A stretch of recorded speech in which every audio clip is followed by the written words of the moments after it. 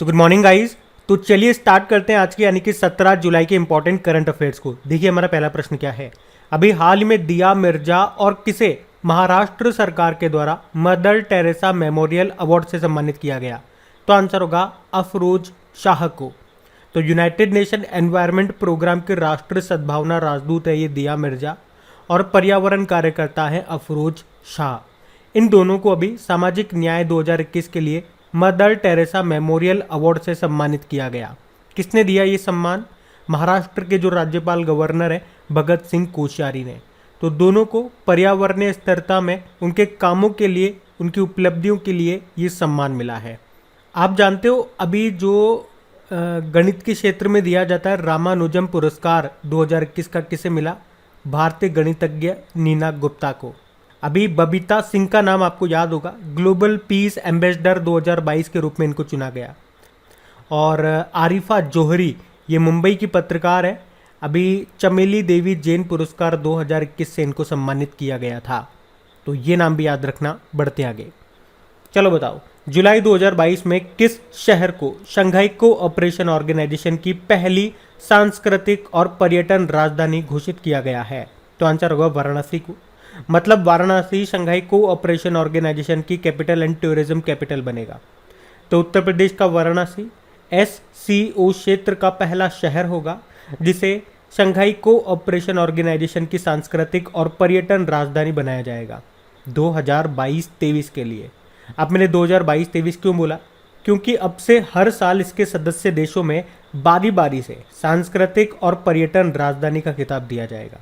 जैसे अभी 2022-23 में भारत के वाराणसी को दिया गया। उद्देश्य क्या है ऐसा करने का? सदस्य देशों के लोगों के बीच संपर्क और पर्यटन को बढ़ावा देना। देखो, शंघाई कोऑपरेशन ऑर्गेनाइजेशन ये 8 देशों का समूह है। कौन कौन से देश? China, Bharat, Russia, Pakistan, Kazakhstan, Kyrgyzstan, Tajikistan और उज्बेकिस्तान। वैसे अभी SCO का नवा मेंबर कौन सा बना था? 9 नंबर का ईरान बना था। हेडक्वार्टर बीजिंग चाइना में है। स्थापना होती है सन 2001 में और इसके सेक्रेटरी जनरल हैं झांग मिंग। और 2022 में SCO की अध्यक्षता किसके पास है? उज्बेकिस्तान के पास। आपको याद होगा वाराणसी से कि वाराणसी ये सार्वजनिक परिवहन में रोपवे सेवाओं का उपयोग करने वाला भारत का पहला शहर बन गया है। कुछ समय पहले प्रधानमंत्री जी ने वाराणसी में रुद्राक्ष सम्मेलन केंद्र का भी उद्घाटन किया था, आपको याद होगा। बढ़ते हैं आगे। बताओ, जुलाई 2022 में विश्व एथलेटिक्स चैंपियनशिप के 18वें संस्करण की मेजबानी कौन सा देश कर रहा है? तो आंसर होगा US यानी कि अमेरिका। तो वर्ल्ड एथलेटिक्स चैंपियनशिप ये भी 15 जुलाई को शुरू हुआ। कहाँ पे? अमेरिका में। और 2022 में ये इसका 18वां संस्करण है और अमेरिका पहली बार इस आयोजन की मेजबानी कर रहा है। चलो आप मुझे बताओ, वर्ल्ड एथलेटिक्स डे ये कब मनाया जाता है? चलो अब कुछ प्रश्न मैं आपसे पूछूंगा। पहला प्रश्न बड़ा सिंपल है कि 2022 का जो फीफा वर्ल्ड कप है ये कहाँ पे होगा? आप सबको पता है, कतर दोहा में। लेकिन अगर आपसे पूछा जाए 2026 का जो फीफा वर्ल्ड कप है वो कहाँ पे होगा? 3 देशों में होगा, अमेरिका, मैक्सिको और कनाडा में। और फिडे चेस ओलंपियाड 2022 इसका आयोजन पहली बार भारत में होगा। भारत में भी कहाँ पे? चेन्नई में। अब बताओ, 2022 के जो कॉमनवेल्थ गेम्स हैं वो कहाँ पे होंगे? बर्मिंघम इंग्लैंड में होंगे। और 2026 वाले ऑस्ट्रेलिया के विक्टोरिया में होंगे। और ICC T20 वर्ल्ड कप जो कि 2024 में होंगे वो अमेरिका और वेस्ट इंडीज़ में होंगे। और 2023 के जो ICC मेंस वर्ल्ड कप होंगे वो भारत में होंगे। और अभी 2022 का जो ICC वुमेन्स वर्ल्ड कप हुआ था न्यूजीलैंड में, उसको जीत लिया है ऑस्ट्रेलिया ने इंग्लैंड को हरा करके। और याद रखना, पहली बार अंडर 19 वुमेन्स वर्ल्ड कप ये होगा कहाँ पे? साउथ अफ्रीका में 2023 में। अगर आपसे पूछे 2023 में street child cricket world cup कहाँ पे होगा? भारत में। और 2022 के एशिया कप ये श्रीलंका में होने वाले हैं। और अभी एक प्रश्न मैंने आपसे पूछा था, वर्ल्ड एथलेटिक्स डे कब मनाते हैं? 7 मई को। याद रखना ये सब। बढ़ते आगे। चलो बताओ, जुलाई 2022 में उपभोक्ता कार्यों के विभाग ने उपभोक्ता अधिकारों को सशक्त बनाने के लिए अभी कौन सा शुभंकर लॉन्च किया? तो आंसर होगा जागृति। तो अभी उपभोक्ता मामलों के विभाग ने उपभोक्ताओं यानी कि कंज्यूमर्स को सशक्त बनाने और उनके अधिकारों के बारे में जागरूकता पैदा करने के लिए एक शुभंकर जागृति लॉन्च किया है। जागृति को एक सशक्त उपभोक्ता के रूप में पेश किया जाएगा जो उपभोक्ता अधिकारों के बारे में जागरूकता फैलाएगी और उपभोक्ताओं की समस्याओं का समाधान भी करेगी। और जागरूकता अभियान की टैगलाइन क्या है? जागो ग्राहक जागो। इसमें एक टोल फ्री नंबर भी दिया गया 1915 करके। अच्छा, उपभोक्ताओं की बात है तो 2 डे आपको याद होंगे। विश्व उपभोक्ता दिवस, वर्ल्ड कंज्यूमर डे 15 मार्च को मनाते हैं और नेशनल कंज्यूमर डे, राष्ट्रीय उपभोक्ता दिवस 24 दिसंबर को मनाते हैं। अच्छा, यहाँ से कुछ इंपॉर्टेंट प्रश्न मैं आपसे पूछूं और ये सारे प्रश्न वही हैं जो आपने करंट अफेयर्स में पढ़े हुए हैं। पहले प्रश्न सुनो फिर उत्तर देना। अभी फिडे चेस ओलंपियाड 2022 ये पहली बार भारत में होंगे, हमने पढ़ा कहाँ पे? चेन्नई में होंगे। इसका शुभंकर क्या है? तो आंसर होगा थम्बी। अभी खेलो इंडिया यूथ गेम्स का चौथा संस्करण हुआ था पंचकुला हरियाणा में, टॉप पे हरियाणा रहा था। उसका शुभंकर यानी कि मैस्कॉट क्या है? धाकड़ है। और खेलो इंडिया यूनिवर्सिटी गेम्स का दूसरा संस्करण अभी कर्नाटक में हुआ था जिसमें टॉप पे रही थी जैन यूनिवर्सिटी, ये बंगलुरु की है। इसका शुभंकर क्या था? वीरा। अभी पहले केरल ओलंपिक खेल ये हुए थे तिरुवनंतपुरम में, उसका जो शुभंकर था वो नीरज नाम का खरगोश था। आपको याद है पर्यावरण मंत्री जो है भूपेंद्र यादव, इन्होंने प्लास्टिक वेस्ट मैनेजमेंट के लिए एक शुभंकर लॉन्च किया था प्रकृति नाम से। और 2022 में जो अंडर 17 वुमेन्स वर्ल्ड कप होंगे, ये एक फुटबॉल वर्ल्ड कप है, इसका शुभंकर क्या रखा गया है? ईभा, जो कि एक एशियाई शेरनी है। अभी नमामि गंगे मिशन का शुभंकर क्या बनाया गया? चाचा चौधरी को। टोक्यो ओलंपिक 2020 का शुभंकर मिराई तोबा है और पैरालंपिक का सोमाइती है। वहीं बीजिंग ओलंपिक में बात करेंगे, बीजिंग ओलंपिक 2022 जो कि विंटर ओलंपिक थे, इसका शुभंकर बिंग ड्वेन ड्वेन है और पैरालंपिक का है श्वेन रॉन रॉन। अभी फीफा वर्ल्ड कप 2022 जो होंगे कतर दोहा में, उसका शुभंकर क्या है? लाइब। ये एक अरबी शब्द है जिसका मतलब होता है अति कुशल खिलाड़ी। तो देखिए इस प्रश्न में काफ़ी सारे इंपॉर्टेंट क्वेश्चंस मैंने आपको एक साथ रिवाइज करा दिए जो आपने पिछले 2-4 महीने में पढ़े थे रिलेटेड टू मैस्कॉट शुभंकर। याद रखना, बढ़ते आगे। चलो बताओ, टाइम आउट 2022 इंडेक्स के अनुसार कौन सा शहर दुनिया का सर्वश्रेष्ठ शहर है? तो आंसर होगा एडिनबर्ग। तो अभी times out best cities 2022 index को लॉन्च किया गया। इसमें दुनिया का सबसे अच्छा शहर बताया गया है स्कॉटलैंड की कैपिटल एडिनबर्ग को। इसमें भारत की बात करेंगे तो मुंबई 14 नंबर पर है और दिल्ली है 26वें स्थान पर। आपको याद होगा अभी global wealth and wild life report 2022 आई थी, उसके अनुसार रहने के लिहाजा से दुनिया का सबसे महंगा शहर बताया गया था चाइना के शंघाई को। और ग्लोबल लिवेबिलिटी इंडेक्स आया था, उसमें दुनिया का सबसे अच्छा रहने योग्य शहर बताया गया था ऑस्ट्रिया की कैपिटल वियना को। इस इंडेक्स को जारी किया था इकोनॉमिस्ट इंटेलिजेंस यूनिट ने और उसमें दिल्ली 112वें स्थान पे था।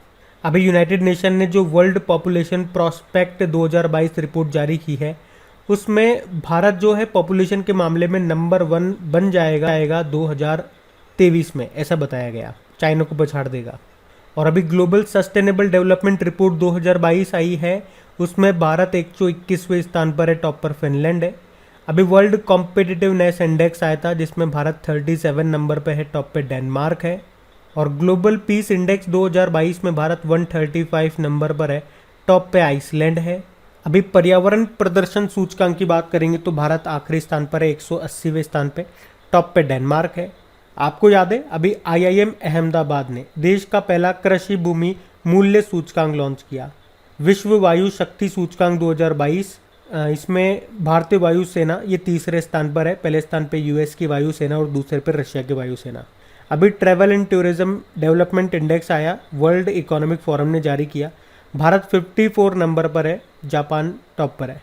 अभी वर्ल्ड प्रेस फ्रीडम इंडेक्स आया था जिसको रिपोर्टर्स विदाउट बॉर्डर ने जारी किया। भारत 50वें स्थान पर है, टॉप पे नॉर्वे है।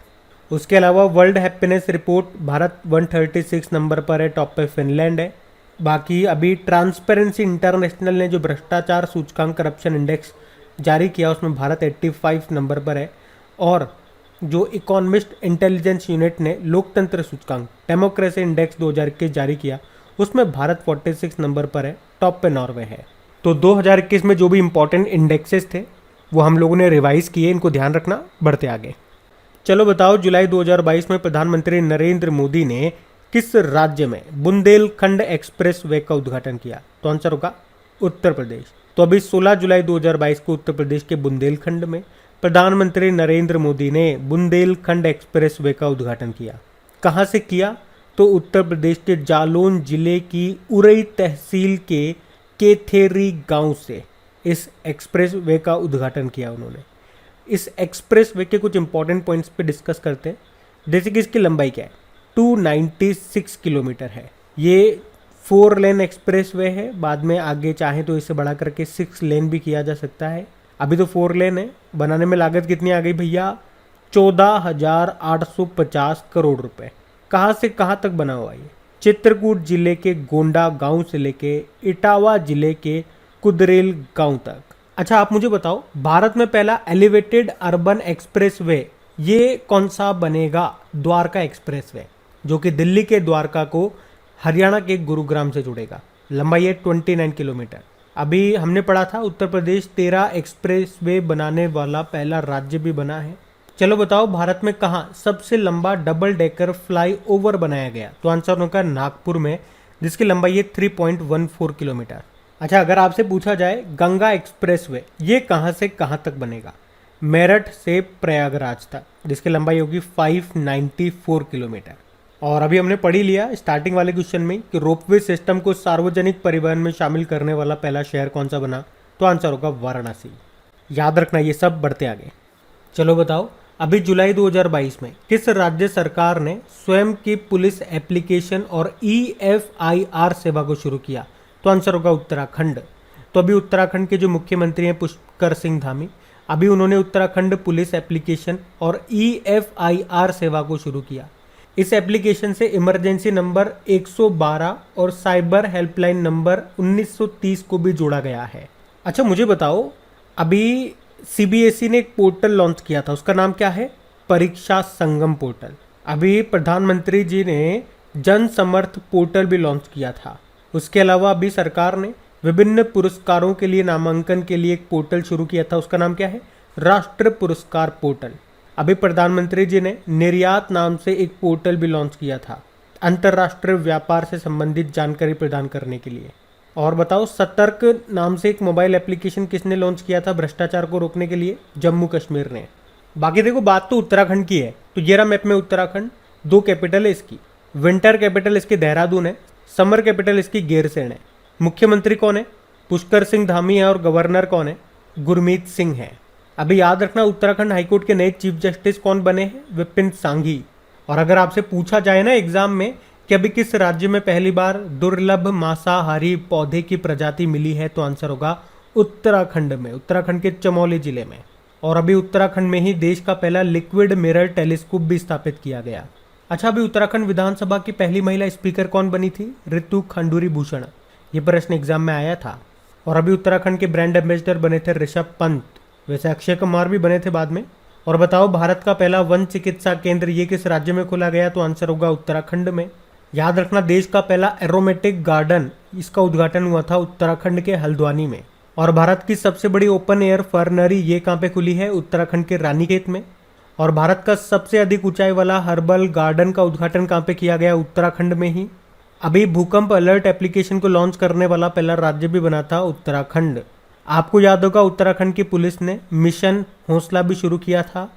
घरों की पहचान चैलिका नाम योजना भी शुरू की थी। मुख्यमंत्री महालक्ष्मी योजना शुरू हुई। नंदा गौरा योजना शुरू होती है। वात्सल्य योजना शुरू होती है।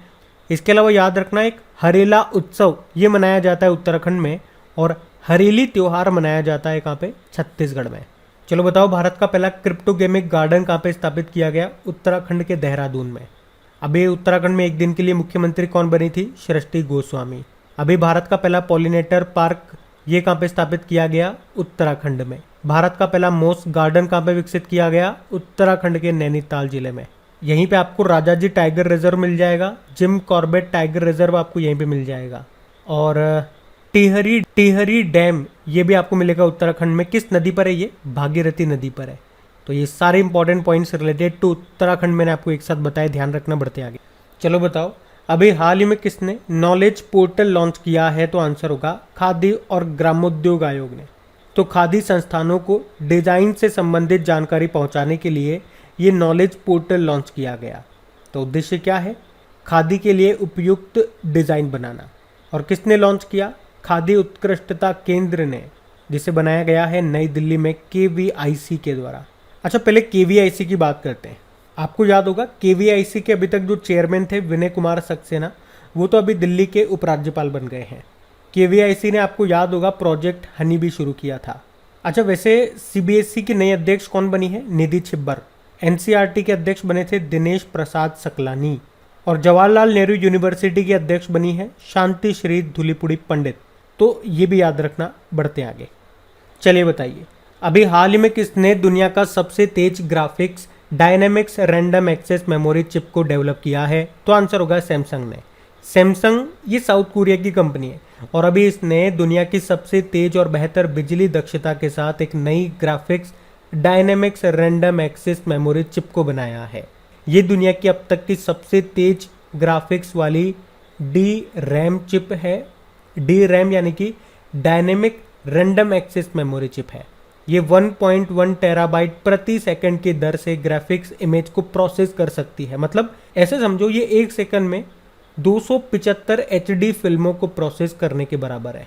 सैमसंग ने बनाया। सैमसंग, इसकी स्थापना होती है 1938 में। साउथ कोरिया की कंपनी है। साउथ कोरिया के सियोल में इसका हेडक्वार्टर है। इसके संस्थापक हैं ली ब्यूंग चुलू और वर्तमान में CEO हैं किम की नाम। तो ये ध्यान रखना। बढ़ते आगे, चलो बताओ, जुलाई 2022 में किसने कोलकाता में चौथा P-17A स्टील्थ फ्रिगेट, जिसका नाम है दूनागिरी, इसको लॉन्च किया? तो आंसर होगा हमारे रक्षा मंत्री राजनाथ सिंह जी ने। तो अभी इन्होंने 15 जुलाई 2022 को कहाँ पे? कोलकाता में चौथा P-17A स्टील्थ फ्रिगेट दूनागिरी को लॉन्च किया।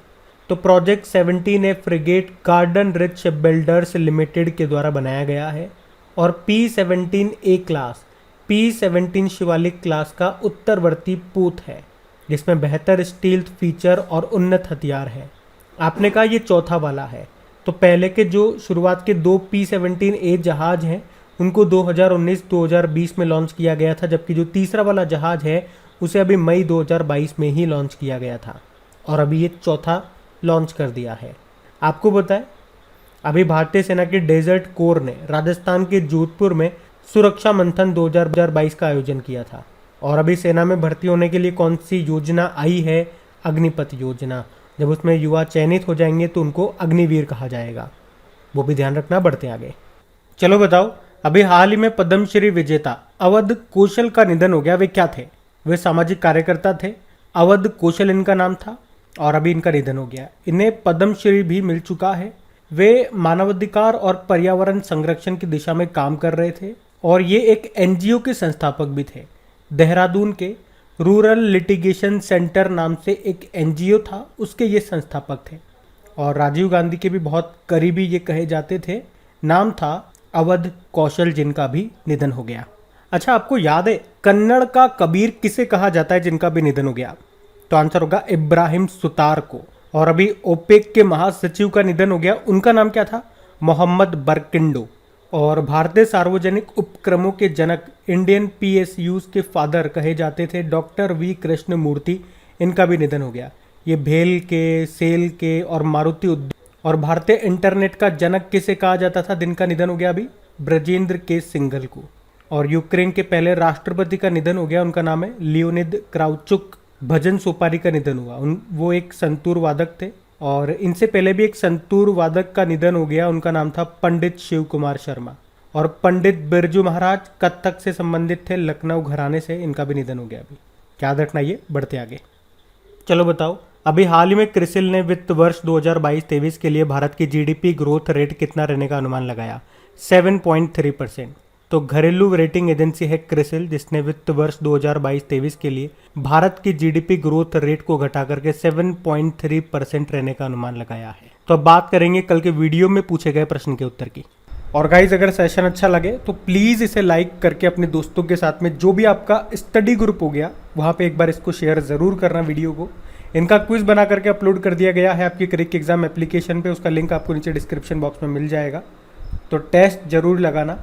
और कल की वीडियो में आपसे क्या पूछा था, वर्ल्ड इकोनॉमिक फोरम की जेंडर गैप रिपोर्ट 2022 में भारत कौन से स्थान पर है, तो आंसर होगा 135वें स्थान पे। आप सभी ने प्रश्न का बिल्कुल सही उत्तर दिया है और टेस्ट लगाना मत भूलिएगा, पीडीएफ भी आपको वहाँ पे मिल जाएगी।